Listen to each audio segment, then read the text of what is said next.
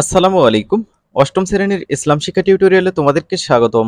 এই ভিডিওতে আমরা তৃতীয় অধ্যায়ের একটি দলগত কাজ আলোচনা করব। বলা রয়েছে, শিক্ষার্থীরা মাক্কি ও মাদানী সূরার বৈশিষ্ট্যসমূহ পোস্টার পেপারে উপস্থাপন করো। তো চলো আমরা এটির সলিউশন দেখি। নমুনা পোস্টার। তোমরা বাসা থেকে পুরাতন ক্যালেন্ডারগুলো সংগ্রহ করতে পারো, সেগুলো স্কুলে নিয়ে চারপাশে বর্ডার দিতে পারো, সুন্দরভাবে কালার করতে পারো, ভিতরে মাক্কি ও মাদানী সূরার বৈশিষ্ট্যসমূহ লিখতে পারো।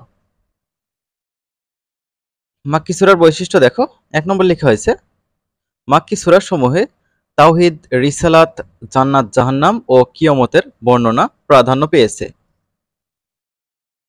তারপর 2 নম্বর দেখো, মাক্কি সূরাসমূহে শিরক, কুফরের পরিচয়, কাফির ও মুশরিকদের প্রশ্নের উত্তর দেওয়া হয়েছে।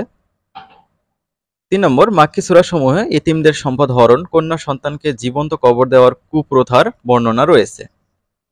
4 নম্বর, মাক্কি সূরাসমূহে শব্দমালা শক্তিশালী, ভাবগম্ভীর ও অন্তরে প্রকম্পন সৃষ্টিকারী।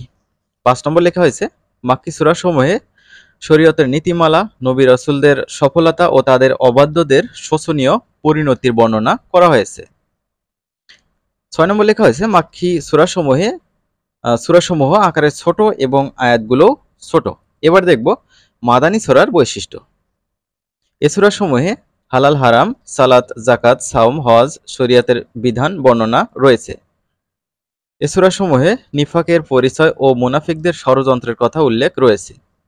3 নম্বর, এ সূরাসমূহে ব্যক্তিগত, পারিবারিক, সামাজিক, জাতীয় ও আন্তর্জাতিক নীতিমালা বর্ণিত হয়েছে। 4 নম্বর, এ সূরাসমূহে লেনদেন আইন, ব্যবসা-বাণিজ্য, ক্রয়-বিক্রয়, বিচার ব্যবস্থা, দণ্ডবিধি, জিহাদ, পররাষ্ট্রনীতি ইত্যাদি বিষয়ে নীতিমালা দেওয়া হয়েছে। এ সূরাসমূহে ইহুদি ও খ্রিস্টানদেরকে ইসলামের প্রতি আহ্বান জানানো হয়েছে। সর্বশেষ লেখা হয়েছে, মাদানী সূরাসমূহের আয়াতসমূহ তুলনামূলকভাবে দীর্ঘ। আশা করি তোমরা এটি বুঝতে পেরেছো কিভাবে তৈরি করবা। আমরা পরবর্তীতে যে কাজগুলো রয়েছে সেগুলো নিয়ে হাজির হব। তো শিক্ষার্থীরা, তোমরা ভালো থাকবে। পরবর্তী ভিডিওতে দেখা হবে। আল্লাহ হাফেজ।